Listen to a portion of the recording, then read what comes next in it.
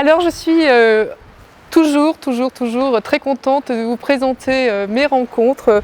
Aujourd'hui je suis aux Carrières des Lumières chez monsieur Pierre Cardin. J'ai à côté de moi son neveu Rodrigo Basilicati. Bonjour. Bonjour. Je suis très heureuse de vous retrouver. Nous étions rencontrés il y a 2 ans.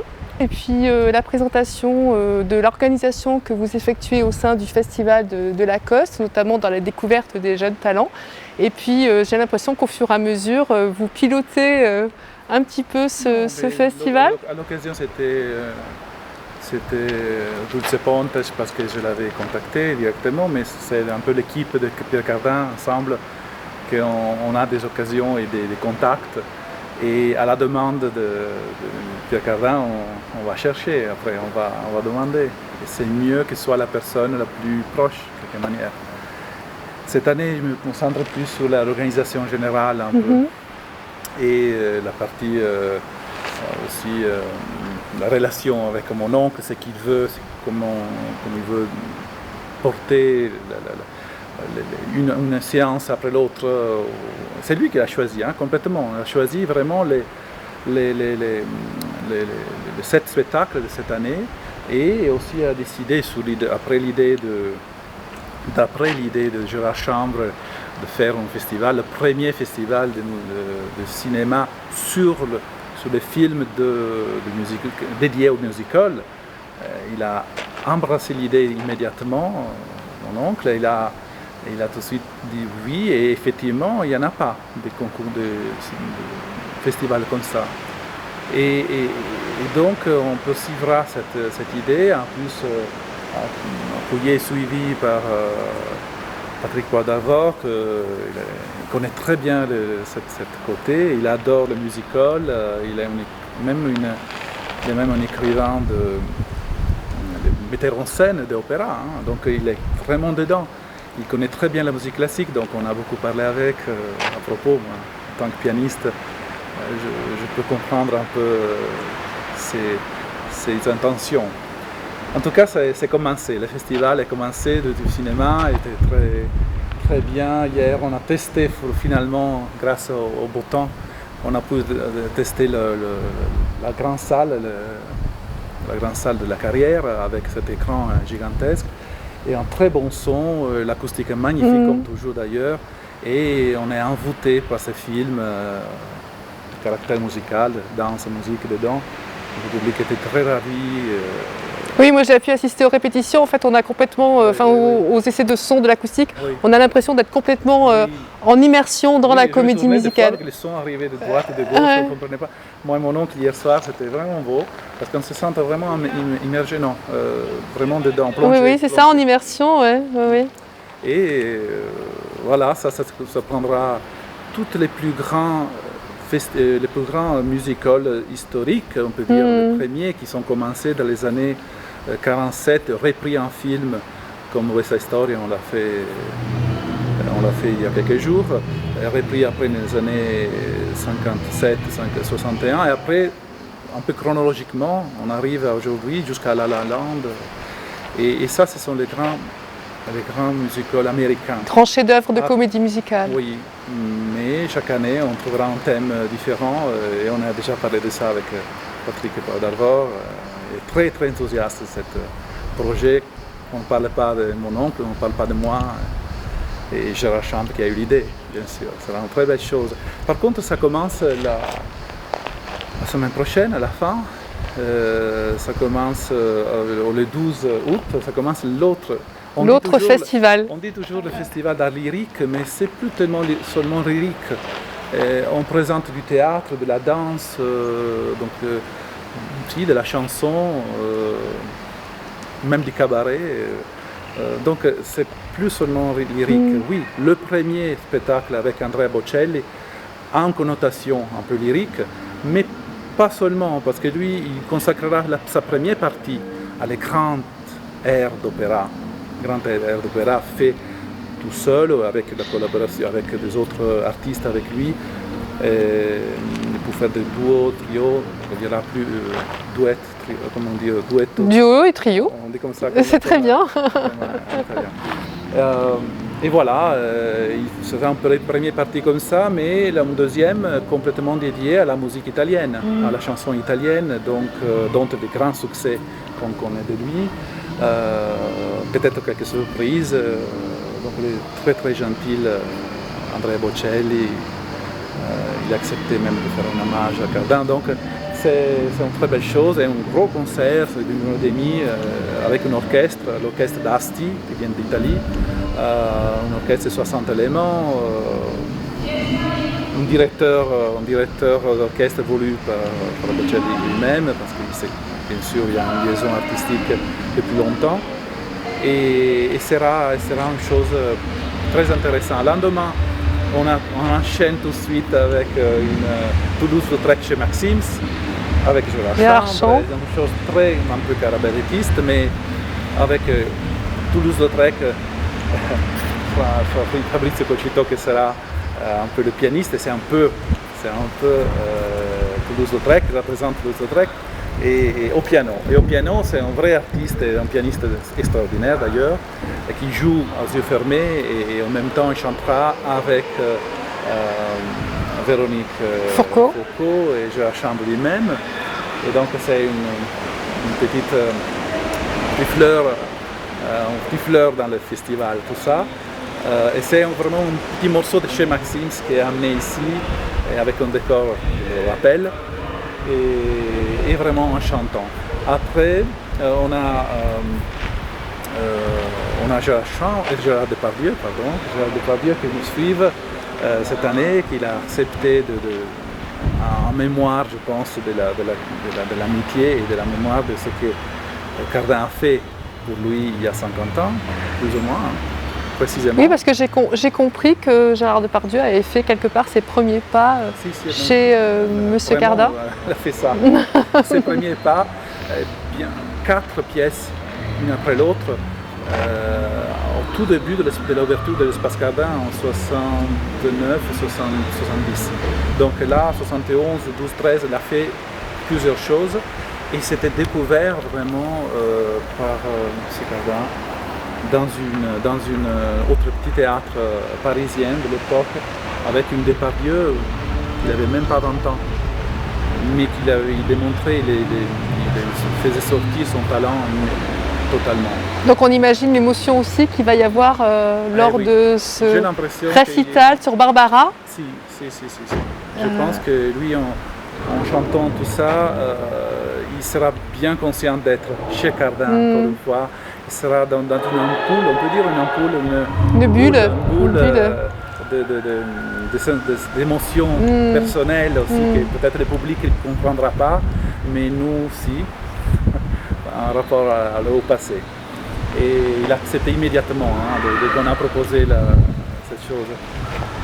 Après, on aura Marie-Claude Pietragalla qui fera une présentation de La femme qui danse, une pièce de sa création avec son mari, danseur, on connaît très bien, elle a plusieurs fois dansé ici avec Sade, avec plusieurs choses dans ce théâtre. Mais maintenant, après quelques années, elle fait cette création toute seule sur scène. Elle parle de soi-même. C'est une autobiographie, oui. Et je pense que c'est même la première vraiment en public, dans un festival en tout cas. Et donc on est tout attentif à connaître cette création. Donc l'enthousiaste, bien sûr, a beaucoup travaillé avec elle, avec Marco Polo. On a fait à l'époque une création complète pendant un an, on l'a fait après à Venise et partout, un peu dans le monde. Elle continue avec ça encore, mais elle est en pleine création, Marie-Claude Pietragalla. Elle a même baptisé, je dirais, un nouvel langage. C'est plus seulement de la danse, c'est les corps, les sens, les sens, oui. C'est une expression corporelle. Pas seulement il y a la récitation, il y a tout, le chant. Donc les danseurs sont plus que ça maintenant. Et elle représentera son émotion et sa vie de danseuse.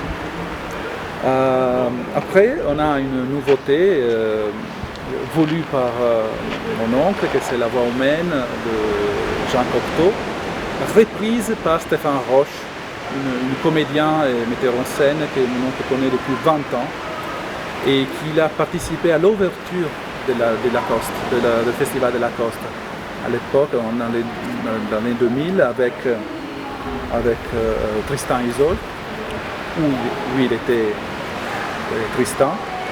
Et en même temps, il a une force créative énorme. On a récemment travaillé sur Rambo Verlaine. Lui, il était Verlaine, il était le metteur en scène et créateur même de textes de cette pièce. Donc, il est quelqu'un de vraiment avec un bagage culturel énorme.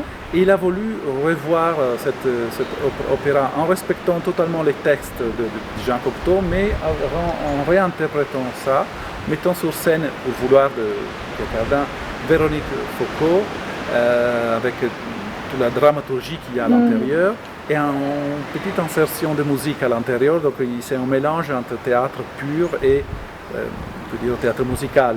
D'accord. Et ça c'est très intéressant comme nouveauté. C'est voulu vraiment, c'est une nouvelle production. Pour finir, c'est la Gérard Chambre avec sa voix magnifique qui va chanter l'amour. Chanter l'amour. On va créer ce double festival cette année pour presque contraster, se mettre en contraste avec cette mauvaise période qu'on a où les artistes sont restés chez eux et sans voir un futur en réalité. Parce que les théâtres, ce sont vraiment les institutions les plus les plus frappées. Bien sûr. Par cette chose, parce que c'est le lieu, le théâtre, où les gens se rassemblent. Ils sont l'un à côté de l'autre. C'est clair que la distanciation sociale oblige à posticiper l'ouverture du théâtre. Ça fait pour eux, pour les productions, pour les producteurs, c'est incroyable. Donc, on a voulu quand même faire une opposition à tout ça et risquer il y a 5 mois avec le commencement de la programmation. C'est pas facile, il faut le faire 2 mois avant. En plein Covid, février. On avait fait la programmation et on a continué. Au mois de mars, on a fini. Et il faut dire que tous les artistes étaient étonnés. Ils se demandaient mais comment c'est possible. C'est pas une question seulement de risque. C'est clair qu'on aurait pu faire quelque chose avec du public. On ne savait pas combien. Aujourd'hui, on est à 70%. Ça veut dire que l'État considère que c'est le meilleur rapport pour garder un peu de distance. Donc, par rapport à les places, 70%. C'est bien sûr un risque à calculer. C'est quand même fait ça pour l'art, pour les artistes. Pour résister aussi face à la culture aussi qui est en danger. Il a ajouté aussi le cinéma. Au contraire, il a voulu faire 2 choses. En plus, il adore tout ça. Et il a voulu donner aussi un signal, en général, un signal qu'il faut trouver des solutions. On peut s'adapter, il faut dire. Et nous, on ne voulait surtout pas interrompre notre excursus de festival. Oui. C'était la 20e année cette année. Et c'est à peine maintenant qu'on commence à voir le fruit. Oui, le fruit, oui, les répercussions, le fruit du travail. Qu'on a fait avec les grands noms qu'on a reçus à partir de June Anderson.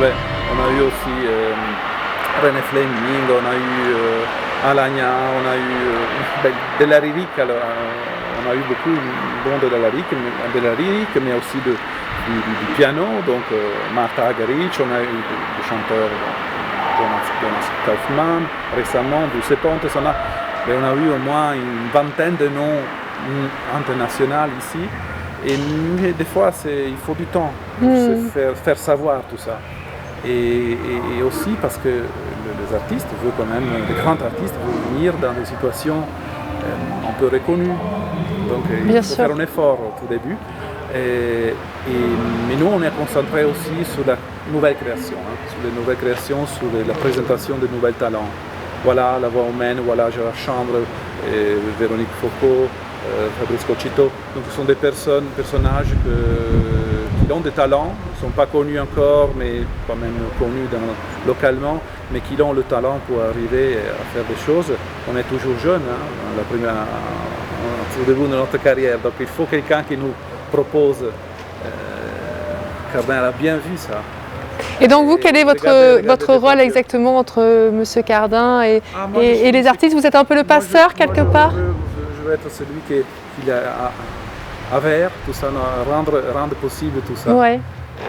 Et je l'aide dans ce sens, à assurer tout le monde de procéder dans certains moments, même si Cardin il n'est pas toujours disponible. Une fois qu'il dit les choses sont dites, et moi je transfère tout ça. Et avec des collaborateurs magnifiques qu'on a ici depuis longtemps. Donc vous restez dans le sud alors, enfin dans le sud, plutôt dans le nord alors depuis chez vous, non? Si. Ça dépend comment on fait. Par rapport à Venise, c'est vrai. Par rapport à... Maintenant je suis plutôt en France, il faut dire, pour suivre un peu tout ce monde artistique, surtout, et aussi le design, aussi il y a le côté entreprise, mais maintenant c'est l'art et c'est la culture. Alors vive la culture, quel est l'art que vous préférez à travers la culture?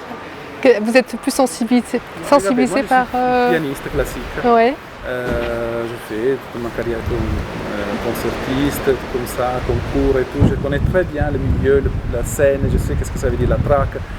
Moi j'aime beaucoup, je n'estime énormément toutes les formes d'art, mais il faut dire que les formes d'art qui sont faites en direct sur scène, où l'acteur se met à risque, à nu, et toutes les émotions sont là et il y a une seule possibilité de sortir. On ne peut pas dire, excusez-moi, je répète, on ne peut pas. Donc là, on sort toute notre âme dans 1 heure, et 1 heure, 1 heure et demie. Et donc, je trouve que c'est la gérance, la gestion des émotions. C'est aussi un bel chapitre, on peut dire, un bel chapitre du savoir-faire d'un artiste. Un sculpteur peut préparer et quand il est content de sa création, il peut la montrer. Donc il peut attendre même. Tout le temps il peut la refaire, il peut vraiment décider ça me plaît, je le montre. Là sur scène, on peut être pas satisfait à la fin. La plupart des fois les artistes ne sont pas satisfaits à la fin. Au moins qu'ils ont une carrière énorme, qui jouent tous les 3 jours, alors ils sont vraiment à l'aise. Et c'est une combinaison, le talent qui sort à un moment donné et la préparation qui est énorme derrière. Et tout se résout en quelques minutes. Voilà. Alors moi j'ai une grande appréciation, admiration pour cette typologie. Donc si je parle de la musique classique sur scène, mais aussi le théâtre, le musical. Il faut dire que je trouve de plus en plus un attachement au musical parce que c'est un peu l'opéra à l'époque, aujourd'hui on l'appelle comme ça, la musique cultivée. À l'époque c'était le musical. Donc il faut, le dit toujours Pierre Cardin, et donc il faut aussi créer quelque chose d'aujourd'hui pour signer le siècle et l'année. Sinon si on continue à interpréter, c'est intéressant pour la culture, il faut le faire. Mais lui, il est plutôt projeté vers le futur, vers la création. Et moi, derrière lui. J'apprécie beaucoup, moi, même au piano, j'ai toujours interprété. Rarement, je composais, j'improvisais, mais rarement. C'est l'interprétation qui m'a toujours intéressé. Donc, c'est le passé. Mais j'apprécie aussi l'acte créatif. J'ai une grande estime pour qui ose. Merci infiniment Rodrigo Basilicati. Nous espérons vraiment un beau succès pour cette première édition du Festival de cinéma avec plein d'autres éditions derrière par la suite. Oui, on continuera. C'est là un peu le tampon. Le noyau, l'impulsion, le tampon, le cachet. Le cachet de la maison Cardin, j'espère pour toujours. La marque de fabrique. Voilà. Merci infiniment. Merci.